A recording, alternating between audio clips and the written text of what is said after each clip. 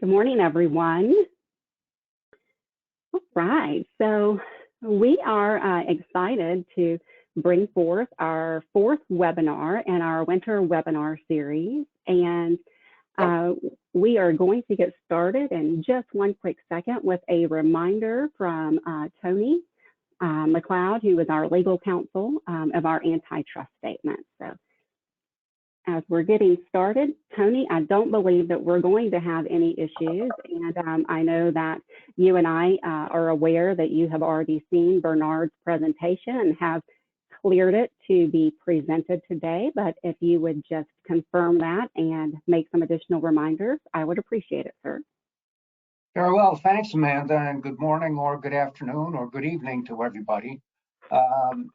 As you know, we always begin our meetings with an antitrust reminder. There is a written copy of PCA's antitrust policy on the screen right now, and I invite you all to take a quick look at it, especially the second paragraph. That's where we lay out the requirement that there be no discussion related to prices, terms of purchase or sale, or products that PCA members buy and sell each other. We also can't carve up markets or territories in this call. And as Amanda said, I have reviewed the slides and have a pretty good sense of what the presentation will involve. And I can tell you that I see no risk of an antitrust nature arising in the course of that. However, just make sure when you ask your questions, et cetera, that you also stay away from any discussion of specific prices or costs. Thank you, Amanda. That's it for me. Thank you, Tony. So today we do have Bernard de Galembert. He's the Sector Group Manager with BioChem Europe.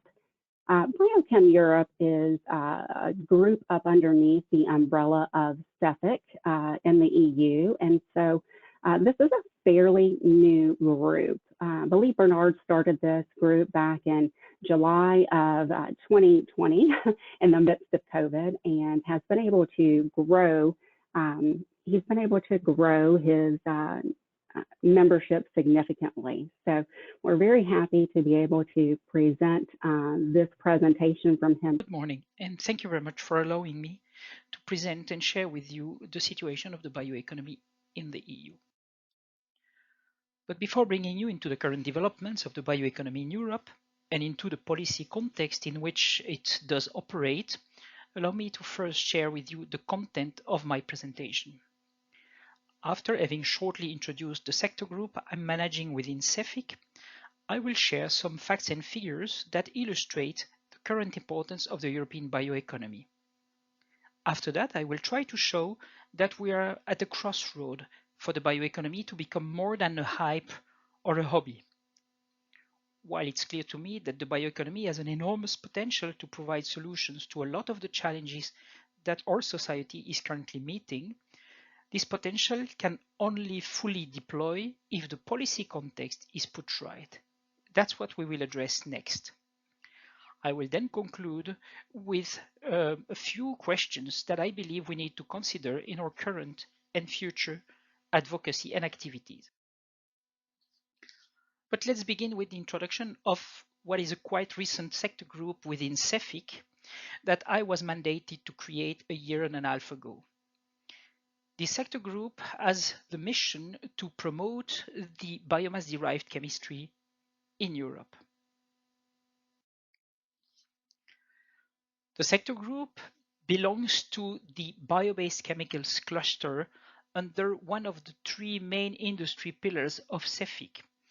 Cefic is organized around three pillars: Petrochemicals Europe, Eurochlorine halogens, and Specialty Chemicals. And the sector group BioChem Europe is nested within Specialty Chemicals. The sector group counts now 14 member companies that are involved in quite a range of different activities that are valorizing a number of different kinds of feedstocks. It's agricultural crops, it's forest materials and residues, it's also waste, and they are all delivering a wide range of different chemical products. The main reason why this group was set up a bit more than a year ago has been the publication by the end of 2019 by the European Commission of the so-called European Green Deal.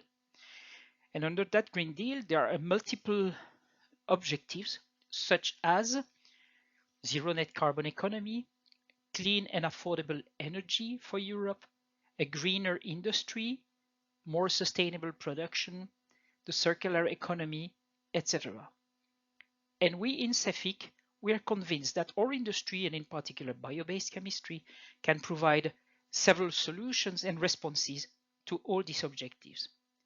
Therefore, we think that we tick all the boxes and can bring an enabling contribution to the overall intentions and ambition of the EU. When our sector group was set up, one of the first tasks we had was to decide on a vision.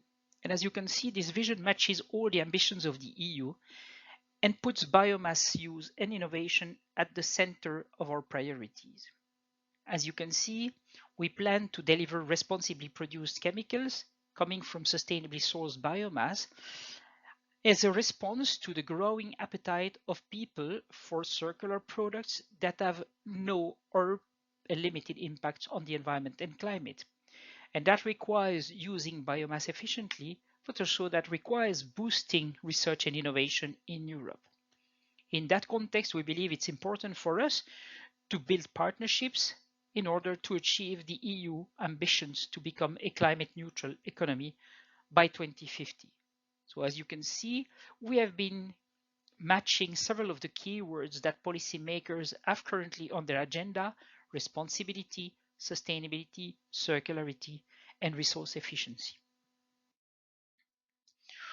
Our overarching objective is to carry out actions that do emphasize the contribution of our sector as a provider of solutions, and this in the context, as I've pointed before, of the Green Deal and of all the related policies and initiatives that the EU Commission is currently developing.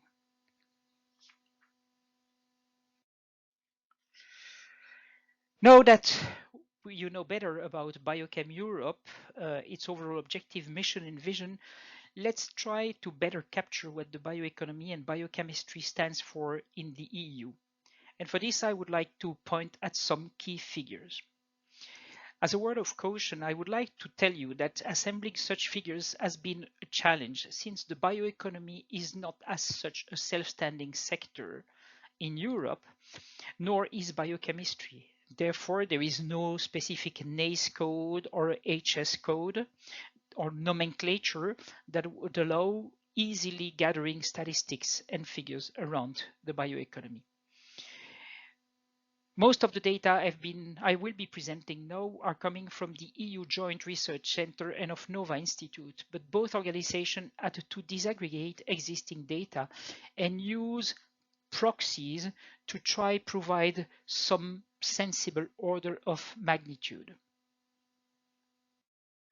This explains why the data are already a bit old, most of them being dated 2017. Knowing also that those data include figures concerning the farming sector as a whole, agriculture, as well as the food and feed sector, the bioeconomy in Europe represents 9% of the labor force and close to 5% of the gross domestic product. One can see that there is close to 2,400 biorefineries in Europe, and I'll come later to the definition of a biorefinery in Europe, of which nearly a quarter are chemical plants. Now, biorefinery, according to the EU definition, is an integrated production plant that uses biomass or biomass-derived feedstocks to produce a range of value-added products and energy. If we go and zoom in a bit further into the bioeconomy figures, one can see that in terms of jobs, the contribution of bio-based chemistry or the bio-based chemical sector to the overall workforce in the bioeconomy is quite limited and hardly exceeds 2%. Now, if we look at the value generation by the sectors, we see that the bio-based chemistry, bio-derived chemicals, represents some 10% of the total value generated. This makes the bio-based chemical sector the third most important sector after the food and drink sector and agriculture. If we convert these figures a bit further into headcounts, into euros, and again referring to data that are dated 2017, there were some 83,000 people working into the bio-based chemical sector, excluding biofuels, that did generate some 9.5 billion euros of value added and a bit more than 38 billion euros of turnover, which goes to 54 billion euros if we include bioplastics. So as you can see, those data are imperfect, but still they give an impression of the magnitude of the bioeconomy and of bio-based chemistry in Europe. According to a study that was released in 2019 by the Joint Research Center, the annual growth rate of bio-based chemicals is expected to be around 3.6% till 2025. So that's quite a promising forecast, isn't it?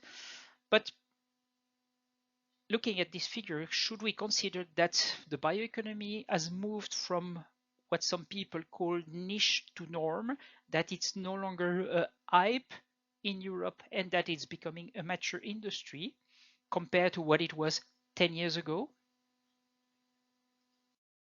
I have been looking at the prices of commodities over the last years and the way they have been soaring all over the world.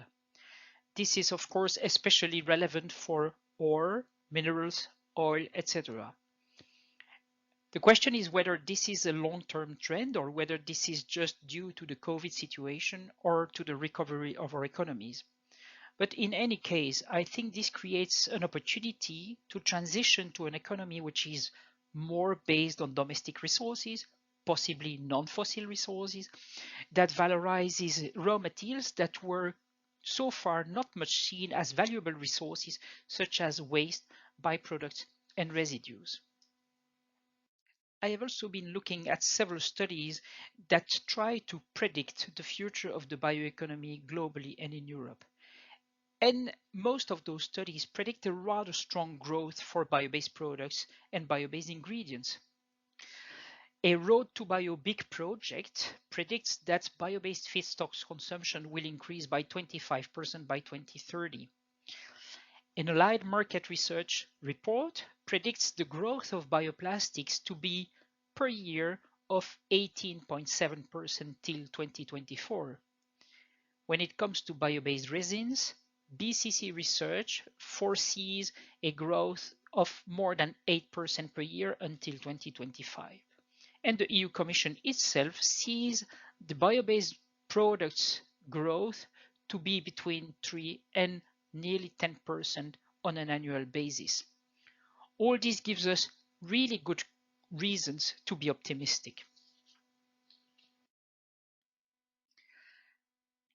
This being said, I believe that policy can be the make or break factor in many respects if we want to see those figures realizing in the future. Therefore, I will spend some time in the following part of my presentation identifying where and how policy can either be creating challenges or promoting and supporting the development of the bioeconomy in the future. In this words cloud, you can see the proliferation of policy initiatives that are in a way or another into the decision-making process in the European Union. For several of them, I can even mention the fact that there will be a number of more specific legislation under preparation, such as, for example, in the field of climate change mitigation, the so-called Fit for 55 package that comes with 14 proposals for legislations that were presented on 14th of July this year, but also in the Circular Economy Action Plan, which foresees 35 actions to be taken and put in place, some of them in a regulatory form. let's explore where policymakers are possibly creating hurdles and challenges for the bioeconomy that might hinder its development in the future. The first one is biogenic carbon accounting into the so-called product environmental footprint methodology. When you want to properly promote the merits of the bioeconomy, it's of course important to acknowledge its climate mitigation benefits and attribute them properly along the value chains. Unfortunately, with the EU PEF product environmental footprint method and the way it measures the environmental and carbon impacts, the carbon credit is not properly granted to the producers of bio-based products.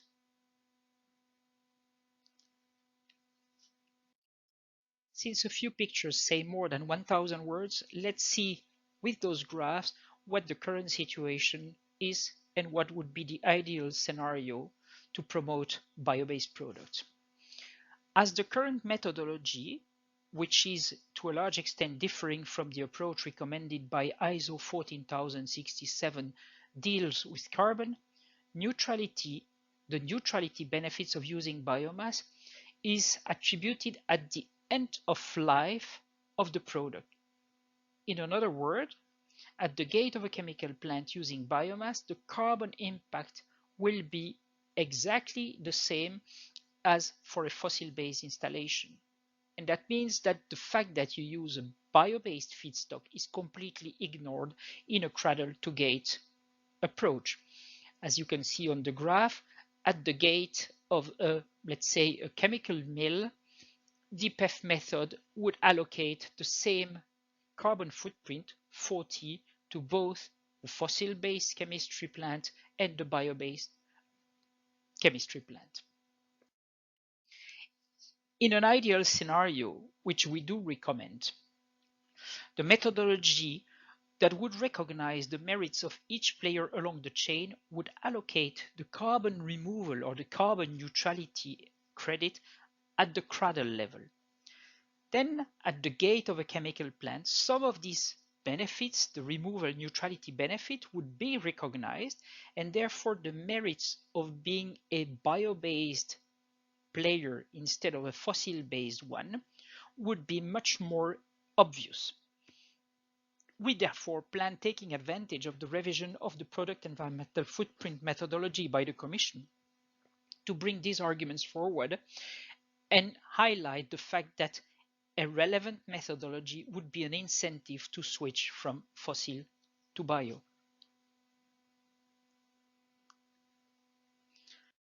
A few days ago, the Commission adopted a proposal for a regulation aiming at forbidding the placing on the EU market of commodities and products that do contribute to deforestation and forest degradation. These commodities are palm oil, soy, timber, cocoa, beef, and coffee.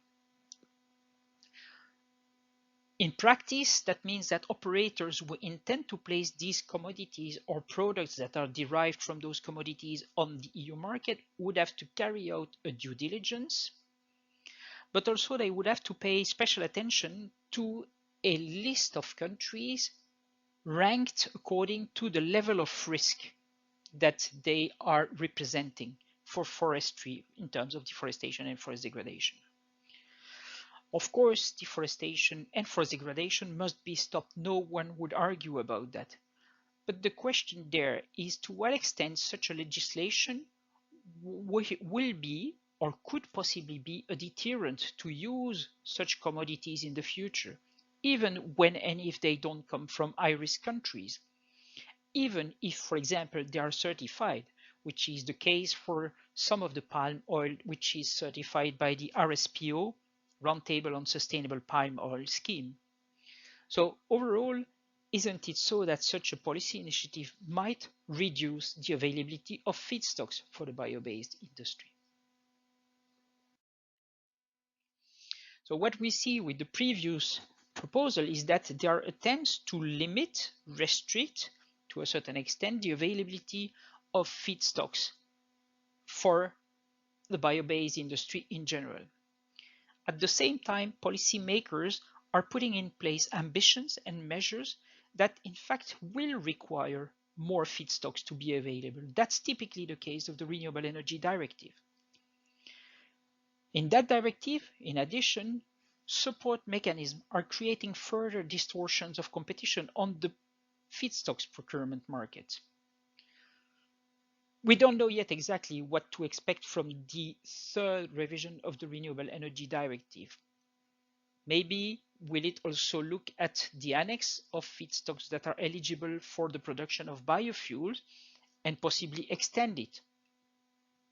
Who knows? But the reality is that in any case, we fear that it may further distort competition on the raw material market, further fuel unfair competition.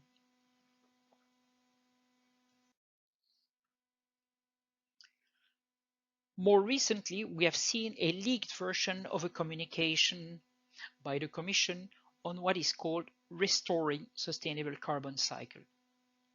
As part of that initiative, the EU intends to boost carbon removals, and the Commission is exploring the different ways to indeed remove carbon from the atmosphere, either through nature-based solutions or through technology-based solutions.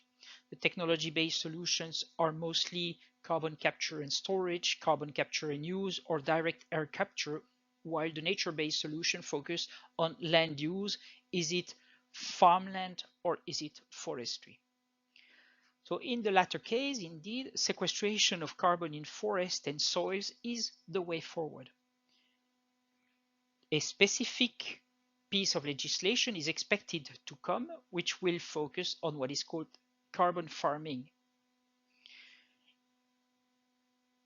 Along with this proposal, the Commission intends to also decide on what kind of certification mechanism would be accurate and acceptable to certify such carbon removals. Now, again, the risk with this approach, as we see it, is that it may incentivize a switch in the management practices, both in agriculture as well as in forestry. The fact that farmers and forest owners would be entitled to put on the market certified emissions reduction credits based on the removals that they would have carried out through their farmland or their forests might be an incentive to reduce the level of harvesting, change their management practices in order to better benefit of this carbon market instead of putting more biomass on the market. Standards and certification are a double-edged sword in my view. When it comes to bio-based products, there has been quite a lot of work, as you can see on the screen, quite a lot of work that has been done to clarify the concepts, the definitions, the methods, in terms of assessing the bio-based content, measuring the bio-based content, etc., and also in aligning the jargon and the vocabulary. And I must say this is great, this is welcome, because it contributes to better understanding among the market players, better sharing what we're talking about, better acceptance of the products on the market, and possibly fairer competition as well. It's also a very good way to limit risks of deceptive, misleading claims and labeling. Now, still some caution is needed, and in particular when we discuss certifications and claims referring to some standards connected to the chain of custody issue, because the provisions of those standards or of the certification systems and the way to label and claim might lead to interpretations that are rather loose. This is typically what is happening currently around the concept of mass balance, which is promoted by some players as a way to promote the bioeconomy, but might possibly lead to greenwashing or deceptive claims that might jeopardize the whole image of the bioeconomy.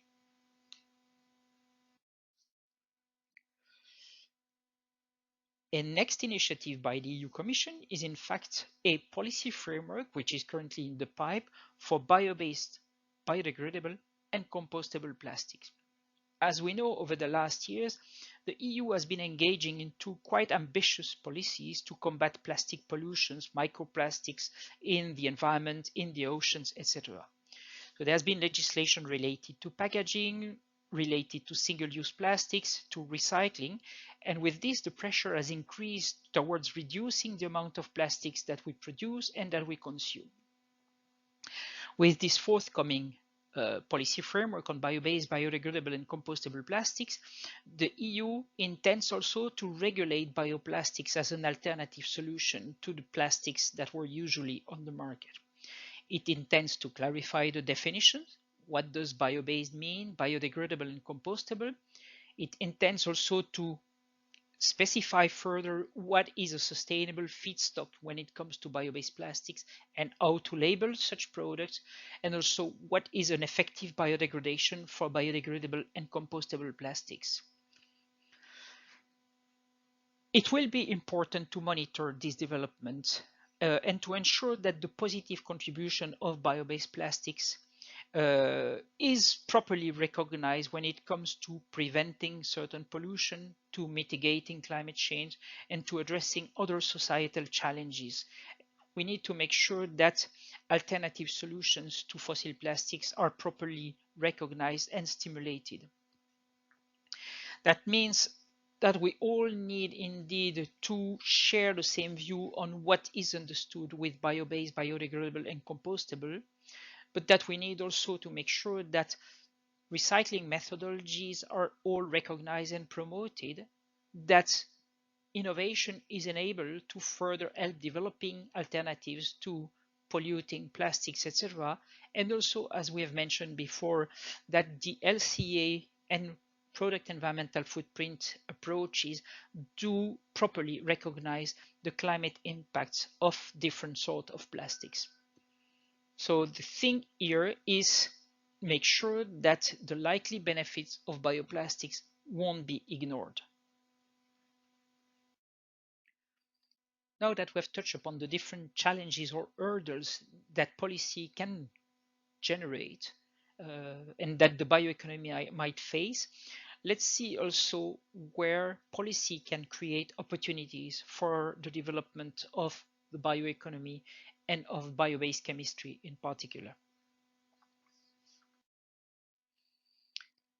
In the beginning of my presentation, I did mention the Circular Economy Action Plan as being one of the sub-objectives of the Green Deal. As part of the Circular Economy Action Plan, the EU is planning to reopen the discussion around end-of-waste criteria and waste definition. In my view, the bioeconomy is circular by nature. As we know, the Circular Economy Action Plan is an ambitious plan that addresses all the aspects of the life cycle of a product, and it creates therefore an opportunity to profile our sector. For example, with these end-of-waste criteria, we can increase the availability of biomass as raw materials for our industry if those definitions are put right. If waste is no longer seen as waste, but is seen as a valuable resource that merits to be used and valorized into our activity. Waste is not competing with food and feed. Waste is not creating any indirect land use change. So having clear and harmonized definitions across the member states would allow for an increased valorization of what is today considered as waste, but is in fact a valuable resource. That's what we are used to define as urban mines or urban forests, which are still untapped reservoirs of feedstocks for the bioeconomy and for bio-based chemicals. Still under the Circular Economy Action Plan, there is another ambition, which is to guarantee to European citizens a non-toxic environment. One of the key pillars of this ambition, of this endeavor, is the so-called chemical strategy for sustainability. That's the instrument to achieve that ambition. And part of that strategy, by the way, will build on the concept of safe and sustainable by design. But let's be very clear and honest. The chemical strategy for sustainability is probably the biggest threat for the chemical industry right now. We at Cefic have carried out an impact assessment that was released a couple of days ago, And this is showing to what extent the implementation of the chemical strategy for sustainability as it is foreseen might lead to a net market loss of 12% of the industry product portfolio by 2040 and up to 70 billion euros less turnover.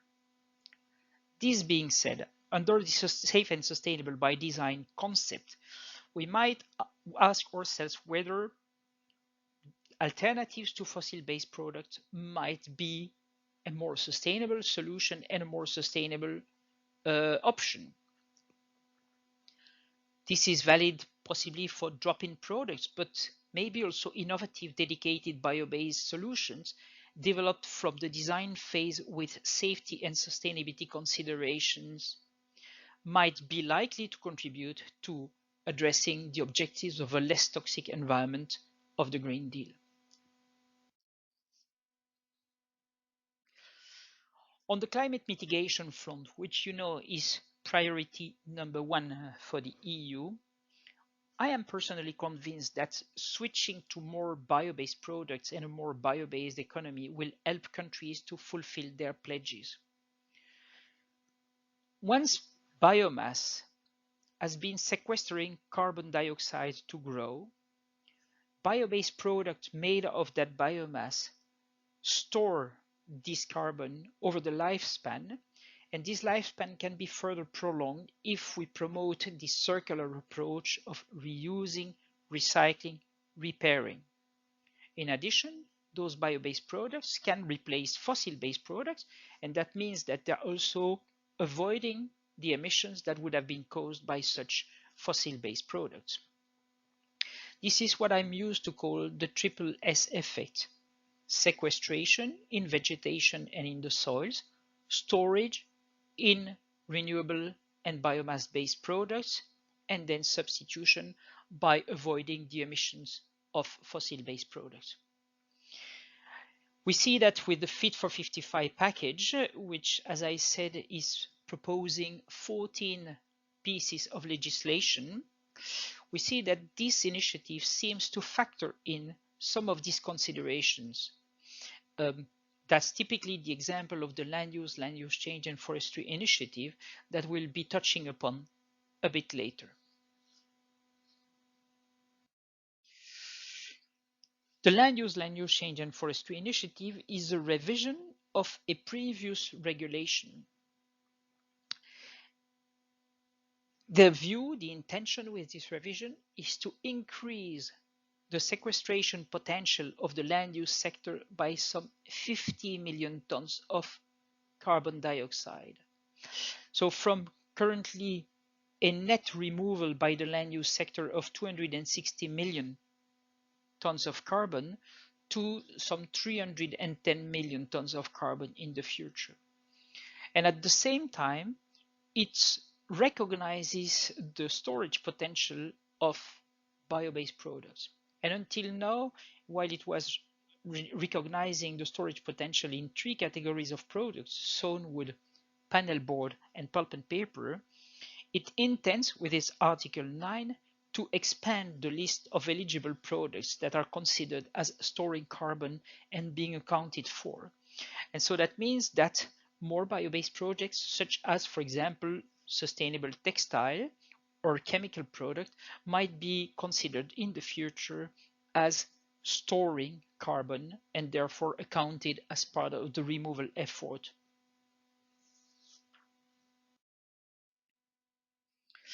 One of the big challenges for the bioeconomy remains: why should we go bio if there is no market appetite for bio-based products? And if we want to boost market, then what are the tools that can help stimulating access to market?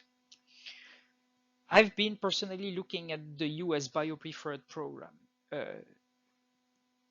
I've seen a report that was publicized recently showing 2019 figures highlighting the climate benefits in terms of fossil oil displacement, but also the environmental benefits and the economic and social benefits. And I must say, it's a very impressive program. We In BioChem Europe, we've had reflections on public procurement. We have had reflections on incentives for bio-based products. We also thought of possible penalties on fossil-based products. We have discussed mandates or quotas of a certain bio-based content. We have also discussed labels. And we are convinced that labels are one critical element in the toolbox. But again, as you can see in the right-hand side of the graph, what label? There is a proliferation of labels, but which one is or which ones are clear enough, trustworthy, credible, transparent? Which ones will tell the right story of bio-based products and not be seen as greenwashing messages and labels? Which ones will be the ones that do encourage customers and consumers to buy bio-based products and ideally to pay a green premium? We have a work ongoing on substantiating green claims at the European Commission level, and we need to use that opportunity to promote trustworthy, clear, transparent labels for bio-based products.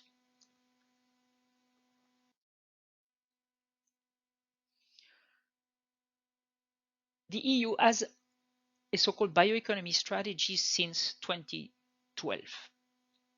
At the time the first strategy was adopted, it included 5 objectives as well as an action plan with more than 50 actions. In 2017, the strategy went through a review process, and the review process found out that while the objectives were relevant, the 50 actions were far too many, and that several of them were not even related or consistently linked to the objectives.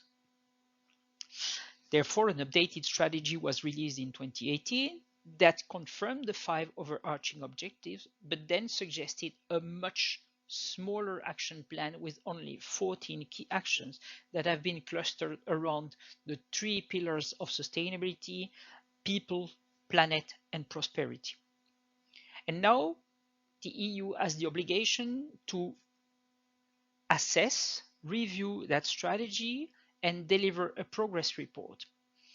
And that progress report might lead to further adjusting the 2018 bioeconomy strategy.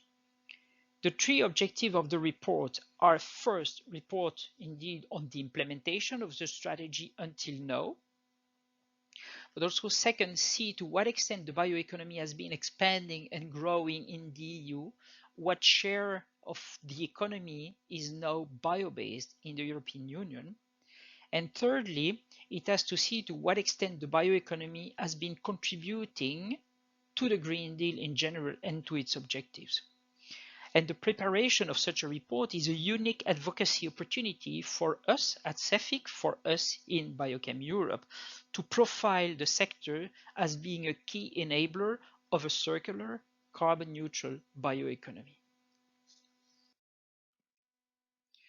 One of the key actions of the bioeconomy strategy was the idea of a public-private partnership to fund innovation and research into the bioeconomy. And back in 2014, the Bio-Based Industries Joint Undertaking was adopted with a budget of 3.7 billion euros available over 7 years. And that public-private partnership has been a success story. Numerous projects have been funded, including the building of flagship installations across Europe. Now, the successor of the Bio-Based Industries Joint Undertaking has just been launched a couple of days ago and is holding its first meeting as we speak, or nearly.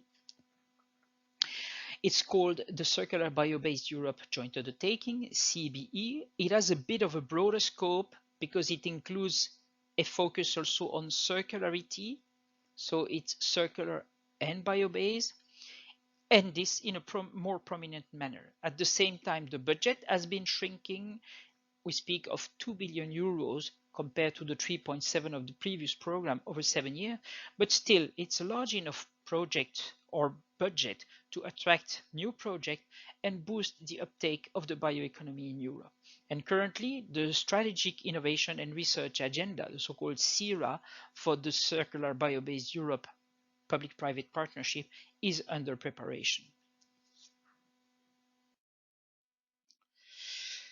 This brings me to the end. Of course, I've been exploring with you probably not the exhaustive list of policy initiatives that can be either challenging or creating opportunities for the bioeconomy. So there is a lot going on at European level. There is a lot going on which is relevant for the bioeconomy in general, for bio-based chemistry in particular. But again, as said, my intention with the conclusion is rather open and raise a series of questions that I would like you to consider and that I think are relevant when discussing bioeconomy and bio-based chemistry. First question is recognizing that the bioeconomy is growing in Europe in many respects. We see turnover growing, we see market share possibly growing, value added. But the pace of this is still rather slow. And therefore the question is, what do we need to further unlock, to further leverage the bioeconomy in Europe? What do we need in terms of more ambitious policy measures, new legislation, mandates, quotas, incentives, maybe embedding some CO2 price into products? Maybe should we consider that by chance or by accident some external factors will help boosting the bioeconomy? We have seen commodity prices rocketing, oil prices going up. Is it the way to create an opportunity for the bioeconomy? But also, is there a need to have more demand-side measures that would force or invite or incentivize brand owners to ask for more bio-based products in the future? So question number one, what are the key elements that would help unlocking the biochemicals and the bioeconomy potential? Second question is, where are our real market opportunities? What is the unique selling point or selling proposition of the bioeconomy? Are we simply there to replace existing fossil products, or are we going to bring innovative, dedicated bio-based products and materials on the market? And again, how can we accelerate that process? Third, the question of biomass is a critical one, and it has been really on the agenda of my group from the very beginning. If the market demand is growing, which we all dream of, can we have the needed biomass in terms of availability, but also in terms of price, so cost competitive biomass, to meet the market demand? How can we arbitrate between products on which one will make it on the market and which ones we must drop? Should we sacrifice some? We know that technically probably all fossil-based products can be replaced with bio-based products in the future. But economically and practically, is it feasible? I do anticipate that we won't have enough biomass for this, and therefore we need to choose which products will really make it to the market. Can we also show the benefits of bio-based products, show the benefits for climate, show the benefits for the environment? I'm struggling to find data. When I tried to find data showing the climate benefit of the bioeconomy as a whole several years ago, I only could find one figure coming from OECD that was referring to industrial biotech only, and the data were 2011 data. Nothing more recent I could find so far. Now, if we want to promote the bioeconomy, we need to have this kind of facts and data. What's the best approach? Do we need LCAs?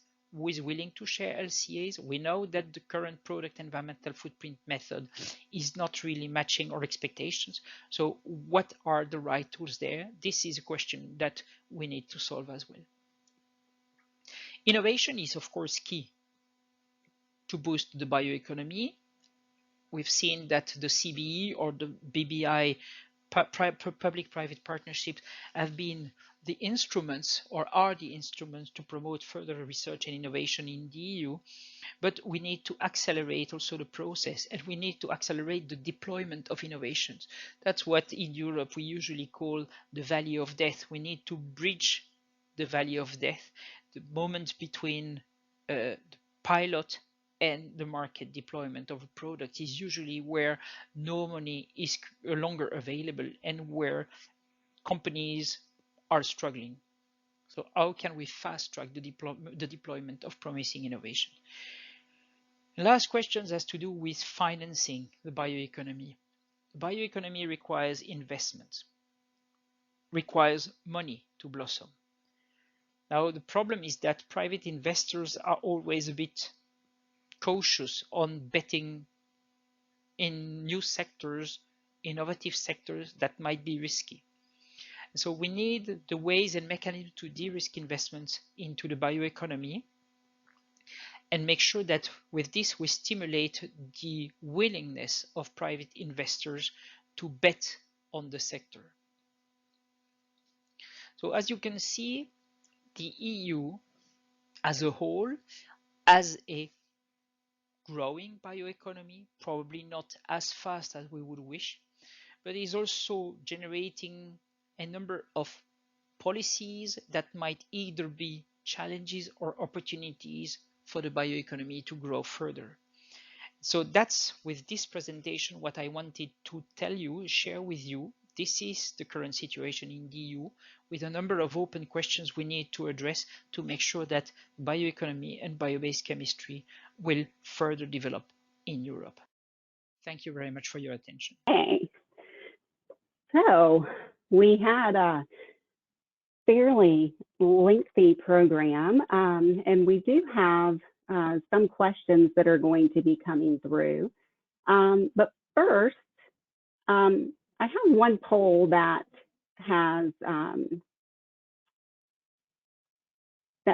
been shared with everyone. So if you could take a moment to look at that and see if you could take a moment to answer that, that would be great. Right. So do we have any questions for Bernard today? I believe that Bernard's here, so I'm not sure if you wanted to go back on camera, Bernard, but we would love to see you if you'd like. Hi, Amanda, I'm there. Do you hear me? I do hear you. I do hear you. Thank you so much for the presentation. I know that you asked a good number of questions at the end, and we do have some questions that are coming through. But for just a moment, we're going to have our legal counsel take a look at those to make sure there are no issues. So you asked a good number of questions at the end.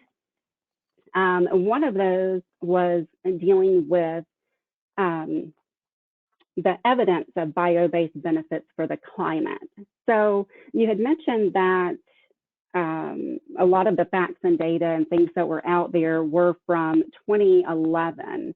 What the data that was there, kind of what are you looking at for that data to pull those figures, and what data do you need in the future?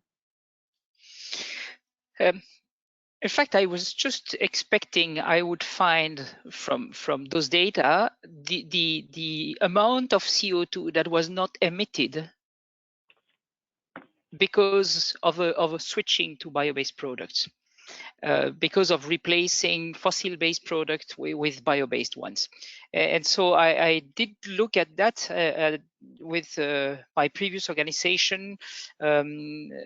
We asked OECD, we asked a number of bodies around whether they had such figures. We even asked some universities whether they could help us on that. And the only figure I could find was, as I said in the presentation, something coming from OECD indeed, but with a range of magnitude. I think from the top of my head, they were speaking of avoiding emissions in a range between 1 trillion and 2.5 trillion tons of CO2, something like that.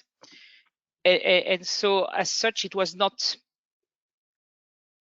much relevant because the range was far too big.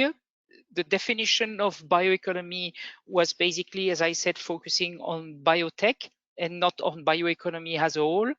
So to the extent that eventually we asked a professor in Groningen University in the Netherlands to try make the similar assessment and come up with a more accurate figure that would cover the bioeconomy as a whole, and he gave up.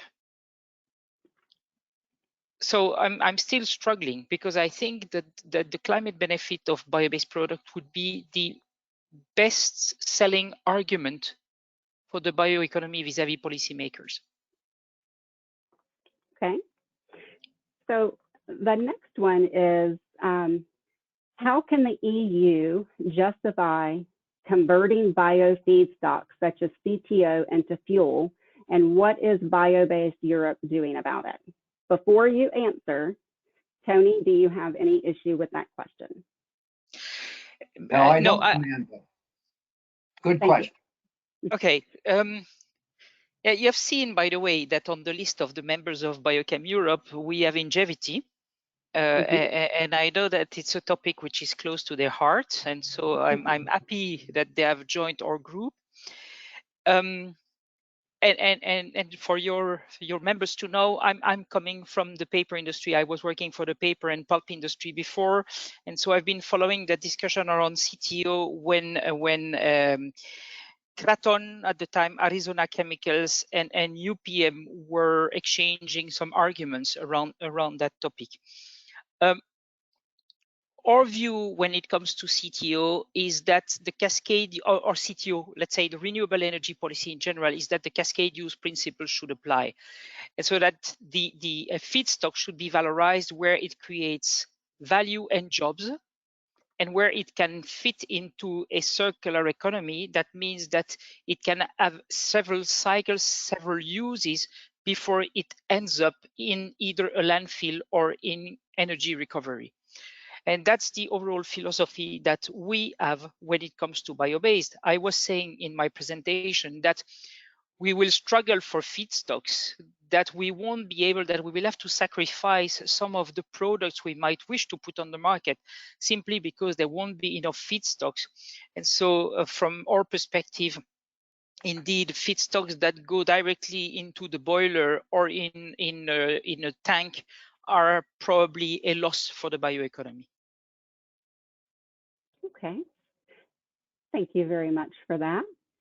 The next one is, the bioeconomy in the EU has done an important progress in the path of adulthood. How do you see the future of the bioeconomy in the US and its synchronization with the EU as part of a global market? Sorry, that font is about this big on my screen, so sorry about that. If you need me to repeat it, I will. Yes, please. Yes, bear with me. Sorry, I'm trying to expand it. Just a second. The bioeconomy in the EU has done an important progress in the path of adulthood. How do you see the future of the bioeconomy in the US and its synchronization with the EU as part of a global market? Oh, that's a difficult one, I must say. Because to be honest, my focus being Europe, I'm already struggling to see how to expand further the bioeconomy in Europe. As said, I think there are lessons that we can learn from each other, and I've been pointing at let's say the bio-preferred program, which for me is something that has been an impressive examples of how policy can help boosting the bioeconomy, and I would very much like to import that in Europe, but I feel some resistance from the EU officials. Maybe what the US can learn from Europe, which might help as well, and it's in the field of innovation in particular, is what we have done with our PPP and these bio-based industries, and now the circular bio-based Europe, which shows a fantastic joint effort by the public authorities and the EU in particular and the private sector to try define together an agenda for innovation, really find the most relevant avenues or pathways to see the bioeconomy developing, pick the right innovations, but also put money into not only research and innovation, but also into concrete and steel, if I can put it that way. So into installations, flagship installations, first of a kind, so that we see indeed the deployment around the corner and not just concepts and ideas that eventually will stop at the lab gate and never hit the market. So yeah, I'm not sure I'm fully replying to that question, but I see that we can learn from each other at least in those fields. Okay. So the next question is, could you detail BioChem Europe's ideas on incentives and penalties on the EU preferred program? That's a bit too early, I'm afraid. We are right in the middle of that conversation, and we have already had 2 internal meetings on this, and 1 meeting with the European Commission, the Director General in charge of enterprises and industry, because we indeed want to explore and discuss what's feasible. What we have seen from experience, and I will take an example, is that as a ban, when European countries started to say we will stop plastic bags into the supermarkets and on the markets and in the shops, etc., this has de facto forced or triggered the need to find new ways for people to carry their stuff, what they had been purchasing, etc. And that has triggered innovation in the field of paper, carton, but also bioplastics and other alternatives to plastic bags. So what we see is that bans, the stick approach works. Now, businesses are not very keen because they like when the stick hits their competitor, but not necessarily themselves. So we would rather prefer something which is a more positive, constructive, and supportive approach than the one which is punishing. There has been discussions also, for example, around this notion of CO2 price, so that there would be more fairness between fossil and bio if the CO2 component was factored in the price of a product. The problem is that if we want this to really happen and deliver, we need to have this implemented at global level. Else there will be, on the trade on global markets, there will be distortions because some will be penalized by a CO2 price embedded in a product, and if it's not the case elsewhere, then we have a massive distortion. So you see, we are testing those ideas, discussing with some consultants such as Nova Institute, for example, discussing them with the Commission as well, but we have not yet a firm idea and strong views on what are our preferred options. Okay.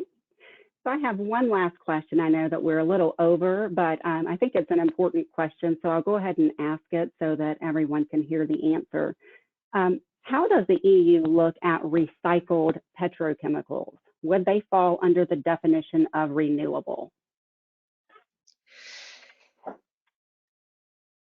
Honestly, I don't think so. But I know that, again, there is currently an initiative called the Renewable Carbon Initiative, which and so to a certain extent we are no longer speaking biomass, we are speaking carbon, and it's a bit different in terms of concepts. And when you go renewable carbon initiative, then you can broaden a bit the definition. We go a bit beyond the bioeconomy stricto sensu, because as it's defined by those who are promoting renewable carbon, they define it as including recycled fossil carbon. So it's biogenic carbon, but also it includes recycled fossil carbon. Now, to tell you the truth, I don't expect the Commission to include renewable carbon into the revised or updated bioeconomy strategy. But it might be something which is addressed elsewhere in policy without the branding bioeconomy, but that would create an incentive indeed to recycle fossil carbon. Okay, perfect. Well, thank you so very much, Bernard. We have thoroughly enjoyed your presentation, and I appreciate the time that you spent getting this information together. I know that you and I have had multiple conversations this year, and I appreciate the information that you've shared, and I know that you're still working on getting your group together. It looks like you've got a wonderful set of experts on these within your group, and I know the PineChemicals Association has appreciated our collaboration with you, and so we look forward to having a continued partnership with BioChem Europe, and hopefully being able to join maybe as an affiliate member one day, so that we can also be part of your objectives and initiatives. So thank you so much, Bernard. So do I, Amanda, and I'm doing my best indeed to provide for a seat for you at some stage. We would thoroughly enjoy that. So thank you for your consideration of that, Bernard. You're welcome. So I know that we're right here at the end. So I just wanted to close up. I submitted a few polls this time. So thank you for, I did. So thank you everyone for participating with the polls on that. Those answers will be very beneficial to us as we reevaluate some efforts that we're also working on and objectives that we're working on in 2022. So just a reminder, we do have one final webinar that is scheduled on Tuesday at 10 a.m. So BDC will be joining us.